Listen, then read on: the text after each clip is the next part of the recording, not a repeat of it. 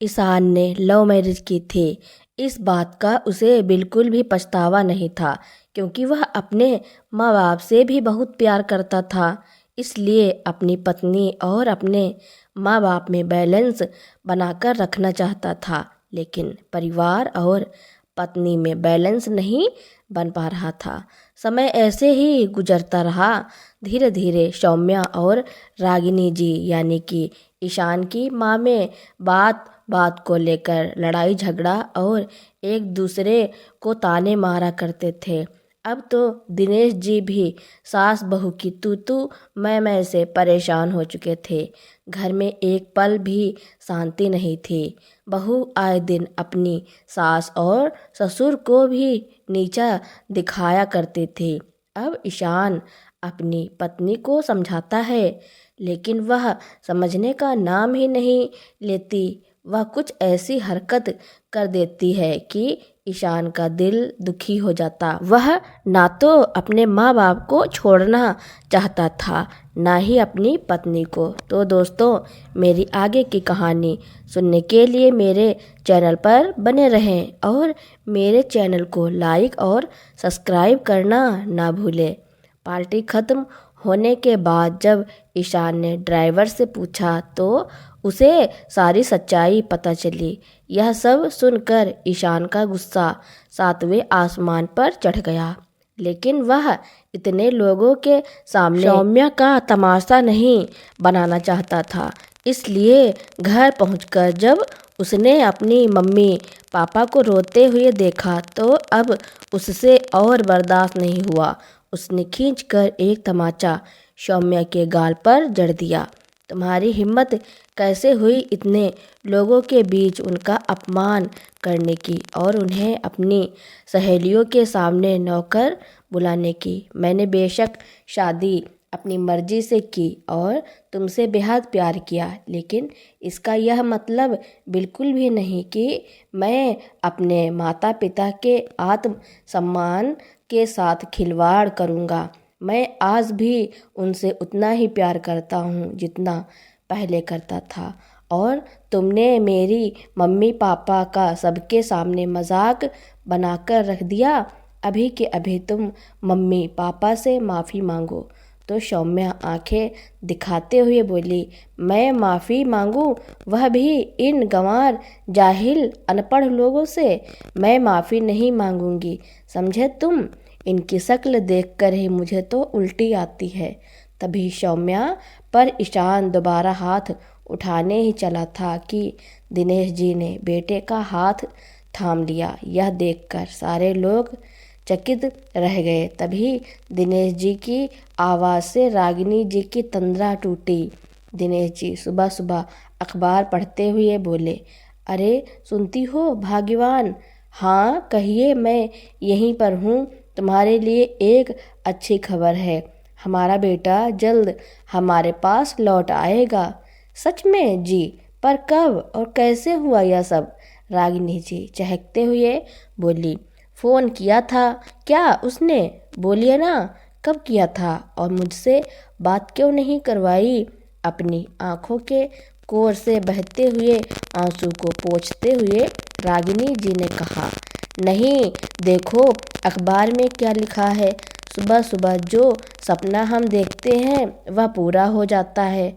मैंने भी सुबह ही सपना देखा था कि हमारा बेटा वापस आ जाएगा।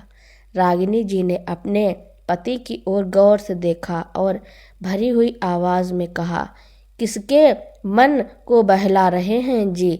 ऐसे सपने 2 साल से मैं सुनती और देखती आ रही हूँ। अरे रागिनी जी, आप देखना, इस बार ज़रूर पूरा होगा। अच्छा बाबा, मैं हारी आप जीते। भगवान करे जो आप कह रहे हैं वह सच हो जाए। मैं चाय लेकर आती हूँ। अपनी सूती साड़ी के आंचल की किनारी से अपने बहते हुए आंसू को पोंछते हुए रागिनी जी किचन में चाय बनाने के लिए चली गईं। दूध डाला ही था कि अचानक उनको लगा कि जैसे बेटे ईशान ने उनके आंचल से अपना मुंह पोंछ लिया हो। ठहर जा तू, अभी भी मेरी साड़ी में ही पलटकर देखा तो कुछ नहीं था। रागिनी जी के होठों पर एक चुप्पी सी छा गई और एक लंबी सांस लेते हुए अतीत में डूब गईं। मध्यम वर्गीय परिवार जिसमें दिनेश जी बहुत ही सरल और हंसमुख स्वभाव के व्यक्ति थे। उनकी पत्नी रागिनी जी बहुत ही धार्मिक महिला थी और दिनेश जी ने एक एक पाई जोड़कर अपनी जमा पूंजी अपने बेटे के उज्जवल भविष्य के लिए लगा दी थी। ईश्वर की दया से बेटा ईशान पढ़ने में भी अच्छा निकला और अपनी पढ़ाई पूरी कर उसकी बहुत अच्छी कंपनी में नौकरी लग गई।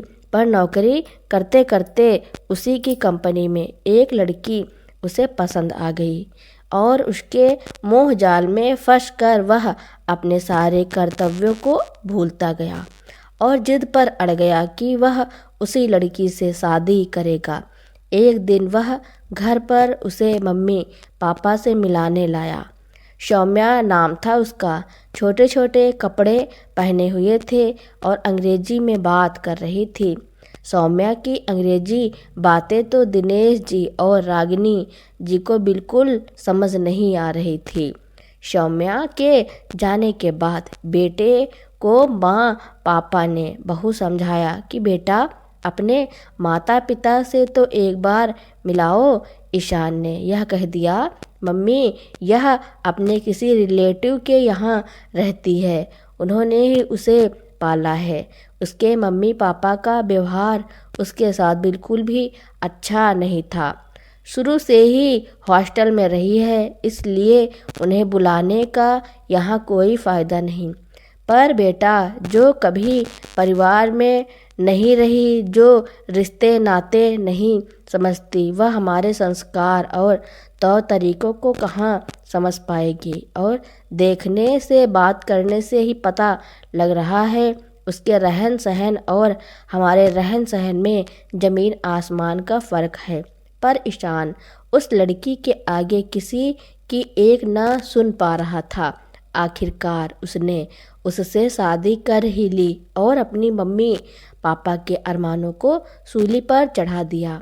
आसपास के लोगों में यही बातें होने लगी कि लव मैरिज वाली मॉडर्न बहू आई है। सब यही कहकर उनका मजाक बना रहे थे।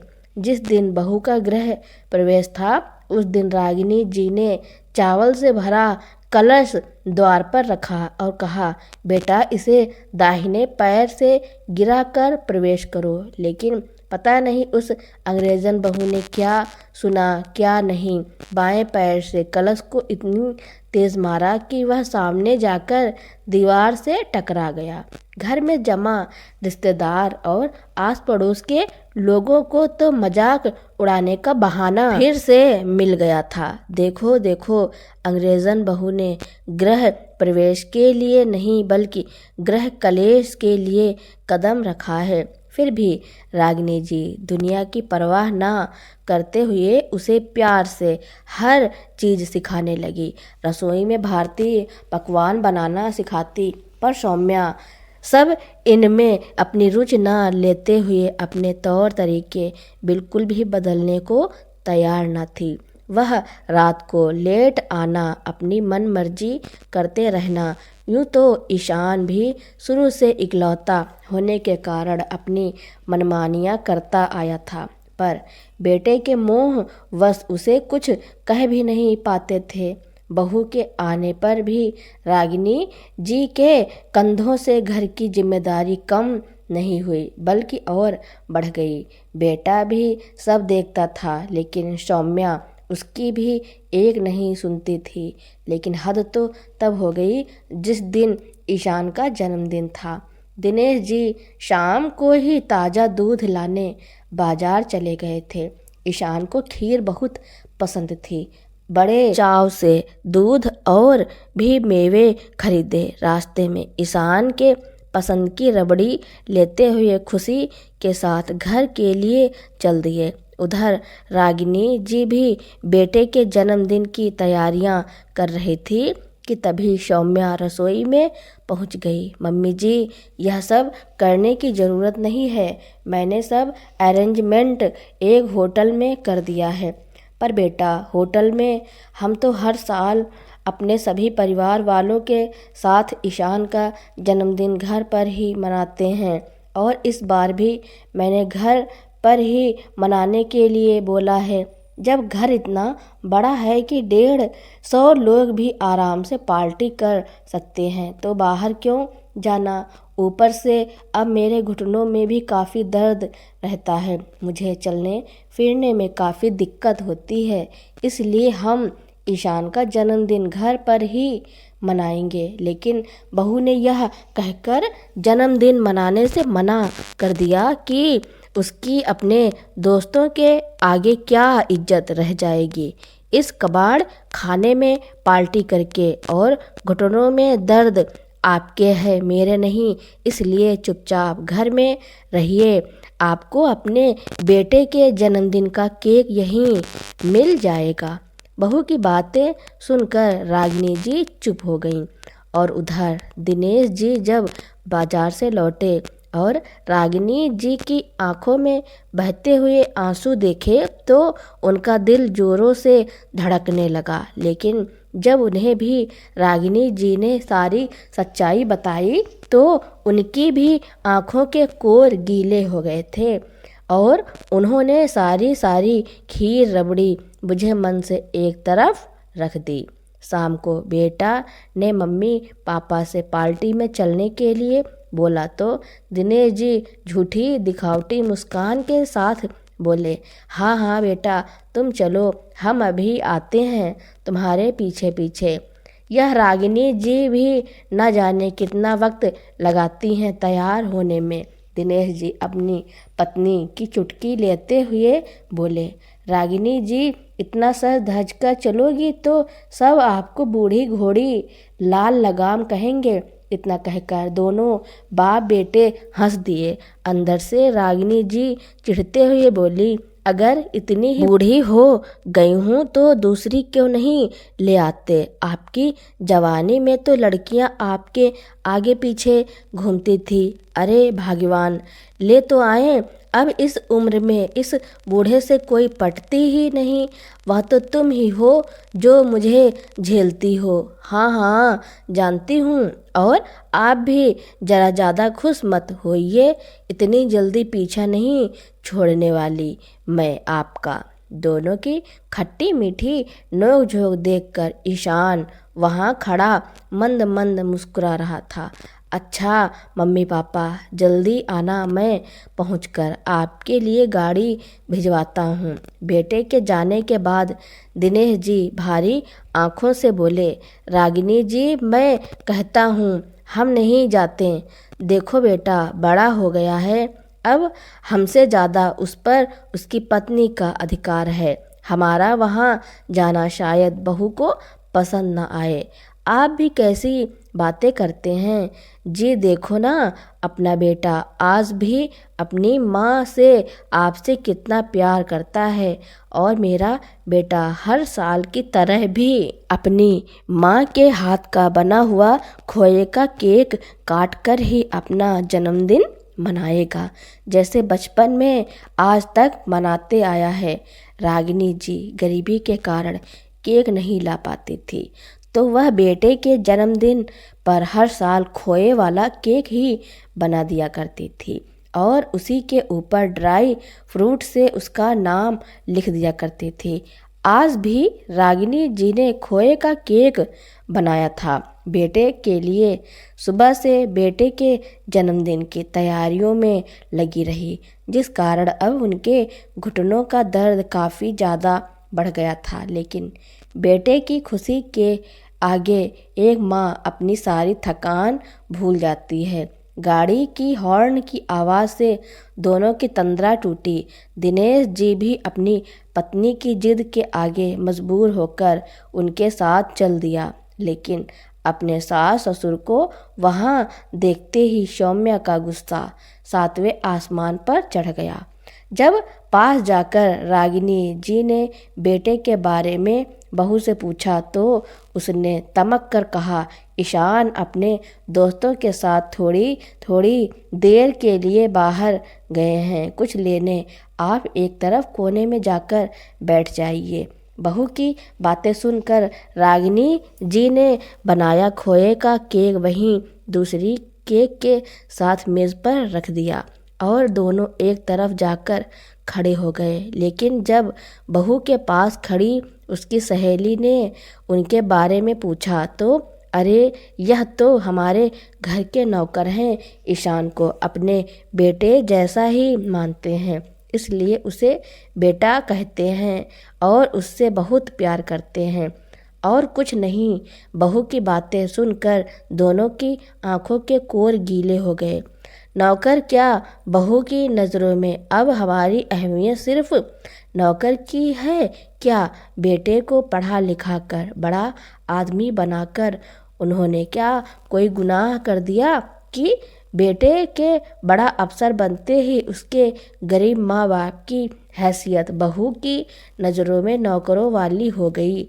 अपने खून पसीने की कमाई से बेटे को इतना बड़ा आदमी बनाने के बाद क्या गरीब माता पिता का इतना भी अधिकार नहीं होता कि वह 4 आदमियों में अपने बेटे के सामने खड़े हो सके? क्या अब अपने बेटे पर उनका इतना भी अधिकार नहीं रहा? सोचते सोचते रागिनी जी की पलकें भीग गई थी। तभी सौम्या आई और तमक कर बोली, आप दोनों घर चले जाइए, और वैसे भी मैंने मना किया था ना आप लोगों को यहाँ आने के लिए।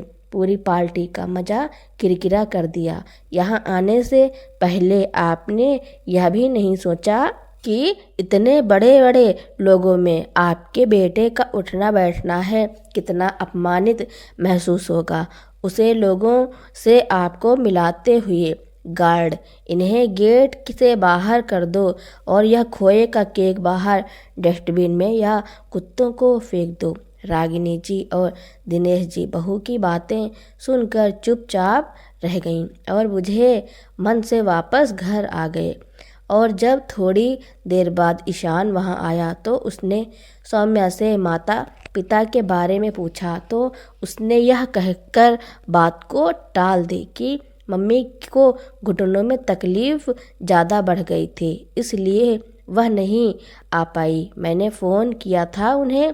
हम घर जाकर मम्मी पापा के साथ मम्मी जी वाला केक काट लेंगे। इधर दिनेश जी पत्नी को तसल्ली दे रहे थे कि रागिनी जी, अब बेटे का इतना मोह मत कीजिए, अब वह बच्चा नहीं रहा जो हमेशा आपका पल्लू पकड़कर चलता रहेगा।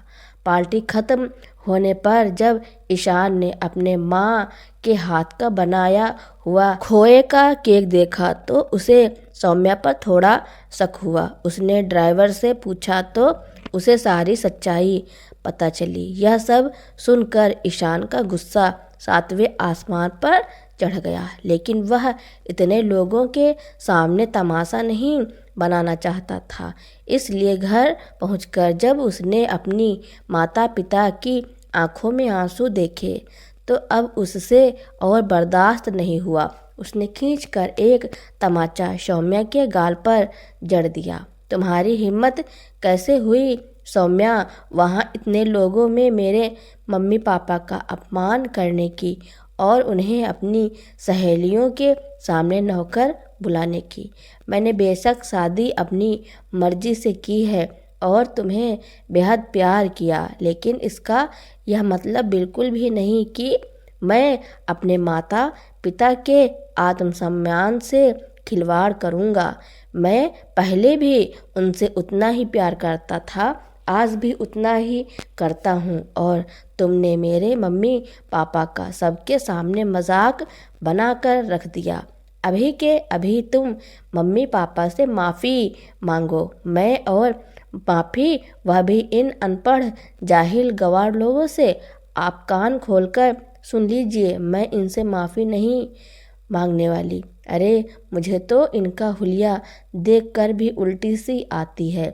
ईशान गुस्से में दोबारा सौम्या पर हाथ उठाने के लिए चला तो दिनेश जी ने उसे रोक लिया। बेटा, अब जो होना था वह तो हो गया। अगर बहू को हमारे साथ रहना पसंद नहीं तो तुम दूसरे घर में सेटल हो जाओ। इतने में रागिनी जी बोली, बेटा मैंने तुझे ऐसे संस्कार नहीं दिए थे कि तू बहू पर हाथ उठाए, और तुम चिंता मत करो, बहू हमारी वजह से तुम्हें कोई परेशानी नहीं होगी।